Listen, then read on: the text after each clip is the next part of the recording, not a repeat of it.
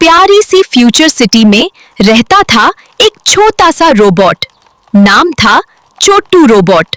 उप्स! लगता है मेरी बैटरी फिर लो हो गई।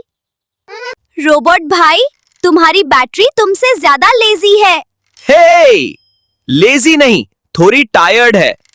मुझे एक जादुई बैटरी चाहिए जो कभी खत्म ना हो। दोनों निकल पड़ रहे जादुई जंगल की तरफ।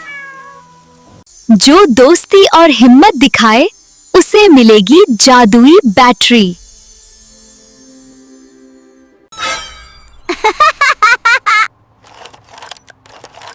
ये डांस या चार्जिंग मेथड? वाओ!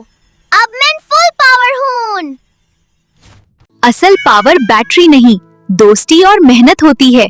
दोस्ती, हिम्मत और टीम वर्क से हर मुश्किल आसान होती है। अगर आपको हमारी फनी एंटरटेनमेंट, इस्लामिक कार्टून्स और स्टोरीज पसंद आती हैं तो फ्लम्बो टीवी यूट्यूब चैनल को सब्सक्राइब करना बिल्कुल मत भूलिए।